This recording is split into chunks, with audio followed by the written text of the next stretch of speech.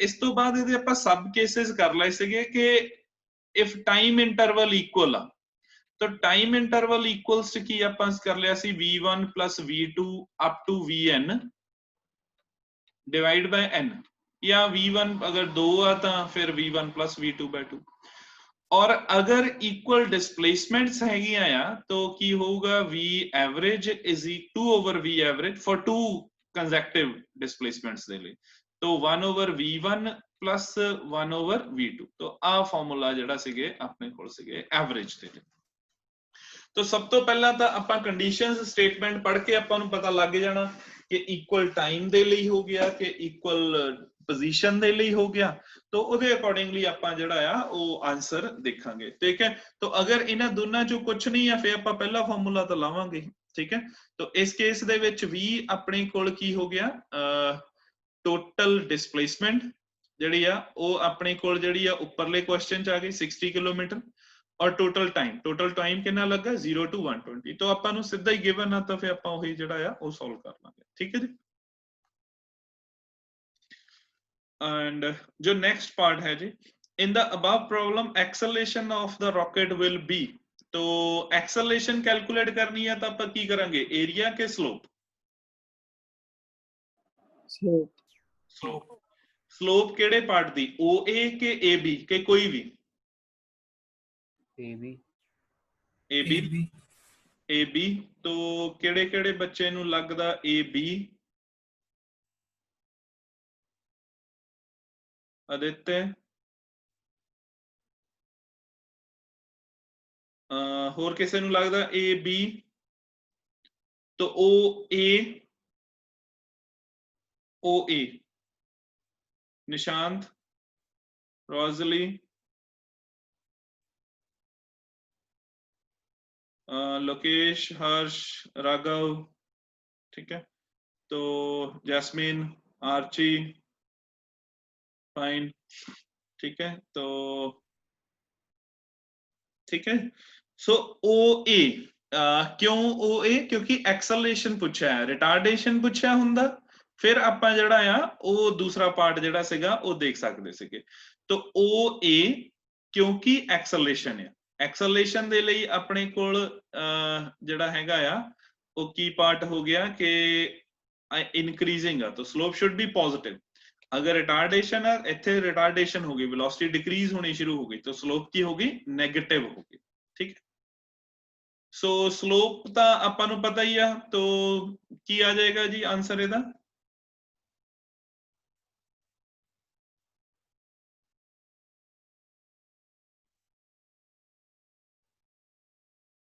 हाँ जी 50 मीटर पर second square 50 metre पर सेकंड स्क्वायर तो क्योंकि स्लोप दे लिए आपां की करदे ने tan थीटा तो tan theta that is perpendicular over base तो y कंपोनेंट ओवर x तो a कितना हैगा या 1000 डिवाइड बाय 20 तो 1000 डिवाइड बाय 20 ठीक है तो एरिया आ तां आपां नु मल्टीप्लाई करना सीगा एंड इधर हुण एक्सेलरेशन आ गई आ तां आपां इनु डिवाइड कर दांगे स्लोप कैलकुलेट ठीक है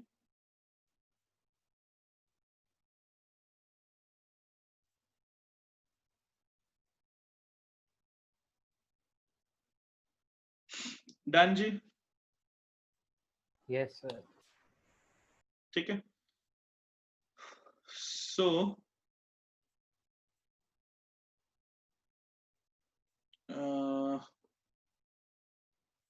नेक्स्ट लिखिए जी क्वेश्चन हाँ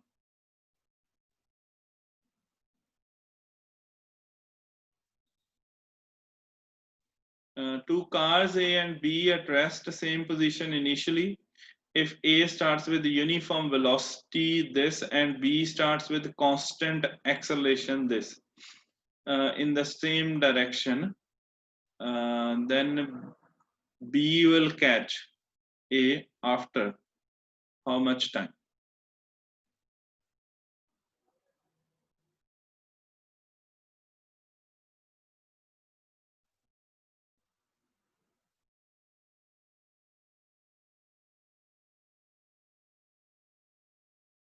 स्टेटमेंट नोट कर लीजिए नो सर।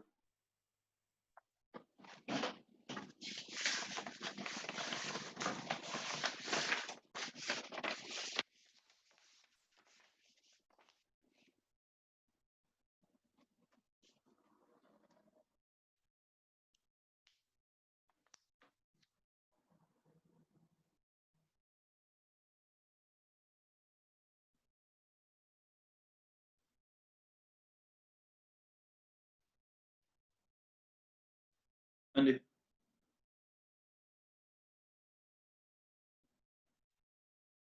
डन जी। Yes sir. ठीक सो देख सो अगेन वही वाली सिचुएशन आ गई कि अगर ये मूव करता पे जड़ा car A starts with uniform velocity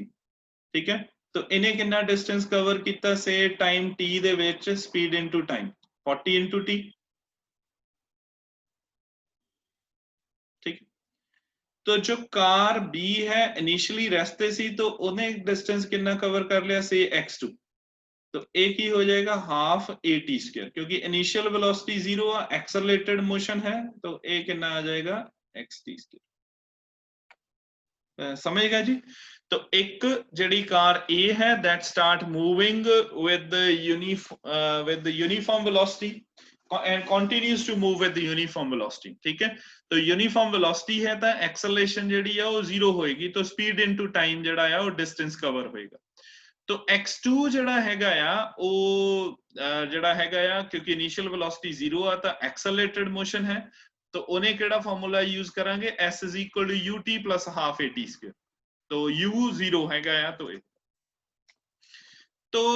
ਅਸੀਂ t कैलकुलेट करना है a सानू पता है 4 तो x2 minus x1 according to the given relation statement दे x2 minus x1 कितना होना चाहिए पहला क्योंकि ਆਪਾਂ कैलकुलेट ਤਾਂ टाइम करना ना वैसे तो ਆਪਾਂ ਹੁਣ ਇਹਨਾਂ ਨੂੰ ਜਾਂ प्लस करांगे या मल्टीप्लाई कुछ एलिमिनेशन ਤਾਂ करांगे ना तो तीन अननोन है ना क्योंकि दो इक्वेशंस आ दो अननोन आ ठीक है तीन अननोन आ तीन इक्वेशंस आ ठीक है दो इक्वेशंस आ तीन अननोन आ ਇਹਦਾ मतलब ਸਾਨੂੰ न्यूमेरिकल ਚੋਂ स्टेटमेंट ਚੋਂ कंडीशन ਲੱਭਣੀ ਪੈਣੀ ਆ ਕੁਝ ਠੀਕ ਹੈ ਜਾਂ ਸਾਨੂੰ ਇੱਕ ਹੋਰ ਇਕੁਏਸ਼ਨ ਬਣਾਉਣੀ ਪੈਣੀ ਆ ਠੀਕ ਹੈ तो जिन्ने अननोन आ उन्नियां इक्वेशंस हो गई तो साडे कोल वैल्यू आनी है तो ठीक है इत्थे तीन अननोन हो गए x1 x2 ते t तो t दा आपां कैलकुलेट ही करना हैगा तो x1 एंड x2 ਲਈ कोई रिलेशन होएगी या इन्हां ਦੀਆਂ वैल्यूज गिवन हो गया तो दसूंगे x2 x1 की 0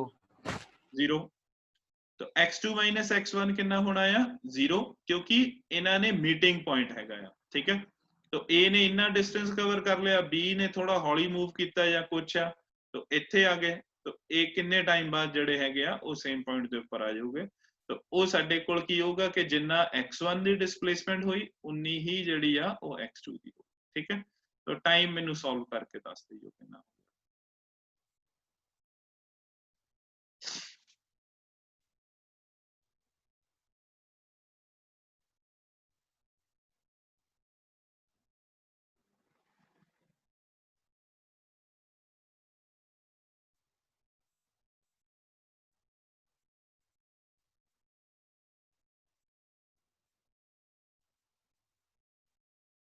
डन जी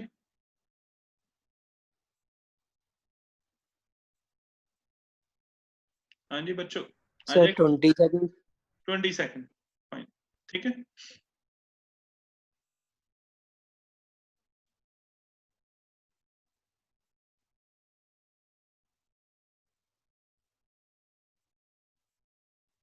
तो नेक्स्ट स्टेटमेंट देखिए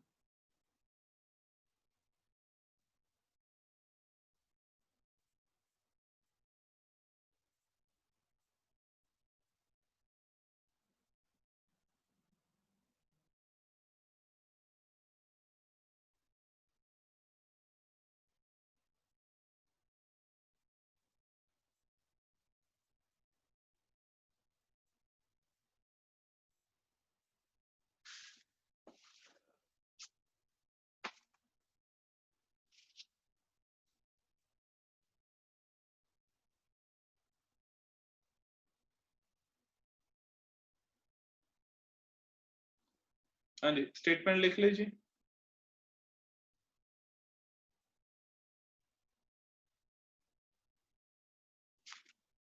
सर 2 मिनट।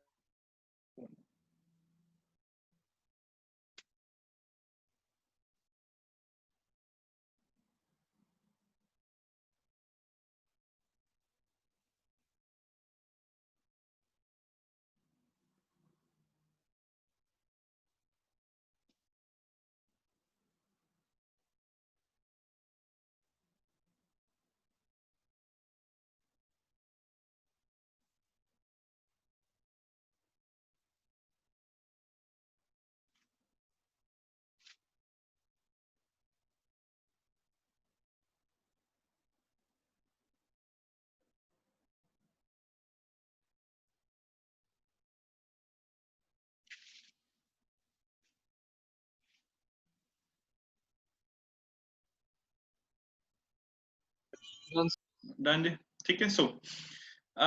एक्सेल दो सिचुएशंस है ना, तो एक्सेलरेशन या रिटार्डेशन दो ही केसेस सेम है कि डिफरेंट है? सेम सेम, क्योंकि फोर्स सेम आ तो अप्लाइंग ब्रेक्स तो आप एज्यूम कर दे कि फोर्स सेम आ तो रिटार्डेशन सेम आ। डिस्प्लेसमेंट दोनों दी सेम आ कि डिफरेंट आ after applying brakes? Different.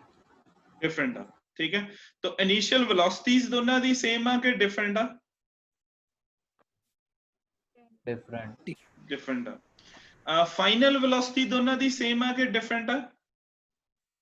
Same. Same same. तो फाइनल वेलोसिटी कितनी हैगी आ? 0। 0, ठीक है। तो दो ही केसेस दे विच फाइनल वेलोसिटी जो है वो 0 है, डिस्प्लेसमेंट आपां कैलकुलेट करनी आ, ए सेम है, यू डिफरेंट आ, तो वी सेम आ। तो ये जो चार इक्वेशंस है इन्हां चों आपां किहड़ी इक्वेशन यूज कर सकते हैं? थर्ड। थर्ड, ठीक है। तो आपां इक्वेशन जिहड़ी हैगी आ वो थर्ड यूज कर सकते हैं। तो इत्थे की होएगा v square minus u square, तो फाइनल वेलोसिटी जो है वो 0 है क्योंकि रिटार्डेशन है, तो इसलिए आपां इत्थे जिहड़ा हैगा आ वो माइनस माइनस प्लस हो जाएगा, ठीक है। तो आपां हुण S1 S2, तो जदों भी साडे कोल आ रेशियो वाले होने ना तो आपां अगे जाके भी करने आ, ठीक है। तो कोई नहीं, बस फाइन है, मैं रिकॉर्डिंग करता ही पिया तो मैं आज पोस्ट कर दूंगा, ठीक है। तो जेदे किसी दी होर सर कोई पहले स्पीड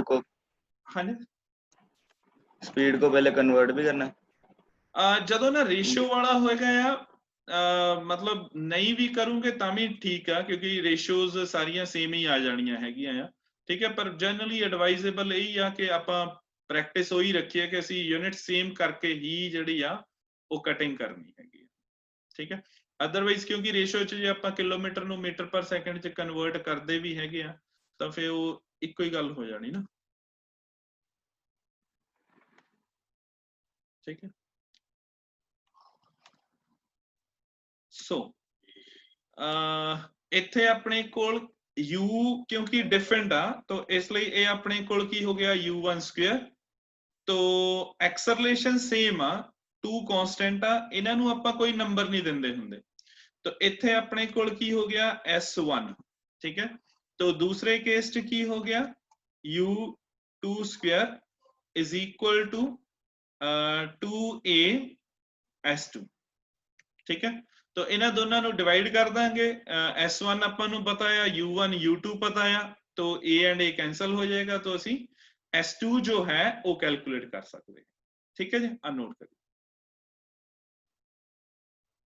सर u स्क्वायर ਦੇ ਨਾਲ ਜਿਹੜਾ ਮਾਈਨਸ ਦਾ ਸਾਈਨ ਸੀਗਾ ਉਹ ਐਲੀਮੀਨੇਟ ਕਿੱਦਾਂ ਕੀਤਾ? एक्चुअली रिटार्डेशन है ना तो ये भी इधर माइनस होना, okay sir.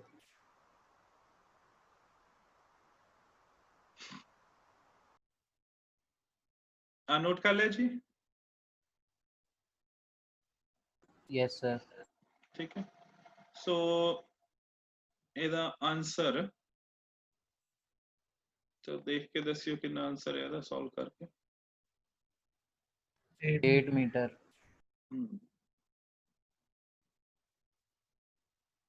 so 8 yes sir ठीक है जी फाइन आंसर ए सो नेक्स्ट स्टेटमेंट देखिए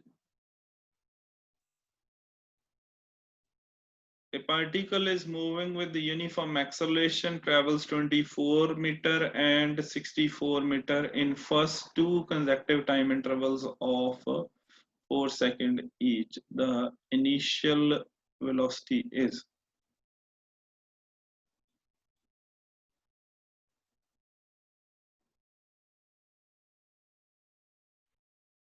हाँ जी स्टेटमेंट नोट कर लियो फिर ਆਪਾਂ देखते हैं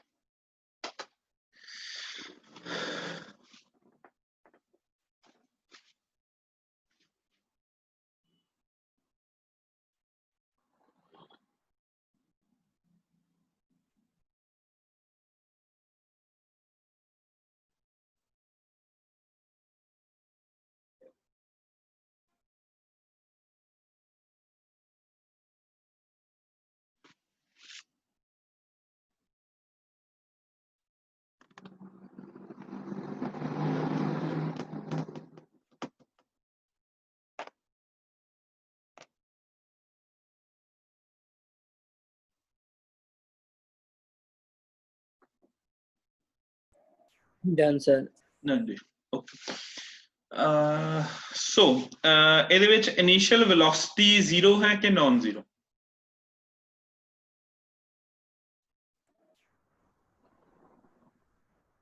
नॉन जीरो ठीक है नॉन जीरो हो गए तो आप यू सेम आ दो ही पार्टी सिचुएशंस के डिफरेंट आ तो सेम ही है कंसेक्टिव आ तो सेम हो गई ਹੁਣ ਕੀ ਹੈ ਕਿ ਆਪਾਂ ਫਾਰਮੂਲਾ ਕਿਹੜਾ ਯੂਜ਼ ਕਰਾਂਗੇ ਇਹਦੇ ਲਈ तो आई आ चार ਫਾਰਮੂਲੇ तो ਇਹਨਾਂ ਦੇ ਵਿੱਚੋਂ ਕਿਹੜਾ ਫਾਰਮੂਲਾ ਯੂਜ਼ ਕਰ ਸਕਦੇ SNth तो ਕਿਹੜੇ ਕਿਹੜੇ ਬੱਚੇ ਨੂੰ ਲੱਗਦਾ ਹੈ ਕਿ ਆਪਾਂ SNth ਯੂਜ਼ ਕਰ ਸਕਦੇ ਰੋਜ਼ਲੀ ਅਦਿੱਤੇ ਜੈਸਮਿਨ मोहन जसलीन तरन आर्ची लोकेश सुनैना हरजोत राघव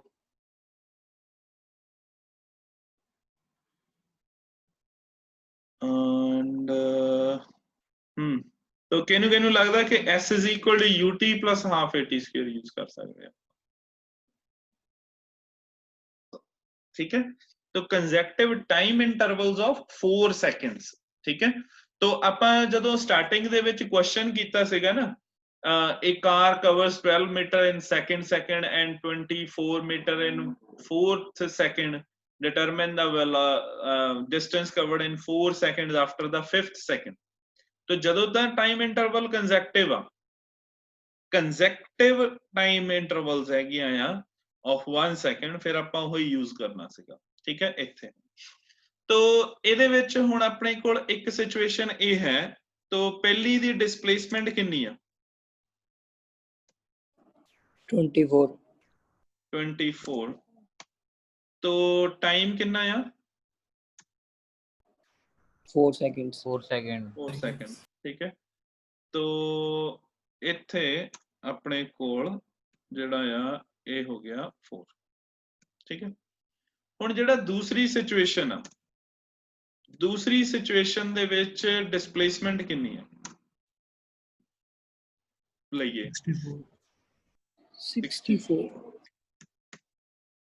88 ਲਈਏ ਤੇ ਚੱਲੂਗਾ यस सर ठीक है तो टाइम कितना लवांगे 8 seconds ठीक है तो मैं जस्ट ਤੁਹਾਨੂੰ एक्सप्लेन कर देना वैल्यूज पुट ਕਰਨ ਤੋਂ ਬਾਅਦ ਚੋਂ ठीक है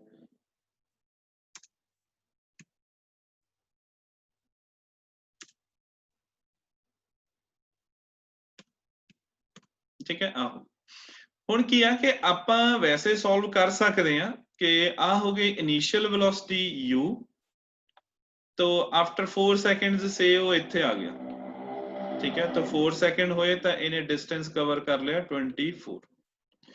तो तो जदों अगले 4 सैकेंड होए तो उन्हें डिस्टेंस जिहड़ा आ वो फर्दर कवर कर लिया 64, ठीक है। हुण जे आपां इत्थे 88 दी बजाए 88 दी बजाए 64 लैने आ तां आपां इहदा मतलब इत्थों स्टार्ट कर रहे हैं। फिर सैकेंड जिहड़ी इक्वेशन हैगी वो इत्थों स्टार्ट कर, तो इहदा मतलब इत्थे तक आउंदे ओहदी वेलोसिटी चेंज हो गई, u डैश हो गई। तो इसलिए असीं इत्थे इनिशियल वेलोसिटी u नहीं फिर पुट कर सकते, ठीक है। तो इस करके जदों भी दो कंजैक्टिव टाइम इंटरवल्स हो गईयां या कंजैक्टिव सेकंड्स हो गए, कंजैक्टिव सेकंड्स लिखता फिर तो आप SNF is equal to u plus a over 2 into 2n minus a use कर सकते हैं। कंजैक्टिव टाइम इंटरवल्स हो गया तो आपां दोनों नू प्लस करके चलना है, ठीक है जी, समझ गए जी। सो इसलिए आपां इत्थों ही u यही लवांगे ताई फिर अपने कोल आ वाली, नहीं तो सानू आ कैलकुलेट करना पैना, अलग सिचुएशन जिहड़ी हैगी आ वो बनानी पैनी हैगी आ। तो बाकी आपां सॉल्व तो कर सकते हैं, थोड़ा लेंथी हो जाऊगा, थोड़ी अदरवाइज प्रॉब्लम हो जाऊगी, तो वो कोई प्रॉब्लम नहीं, ठीक है। तो आपां यही लेके चलना हैगा,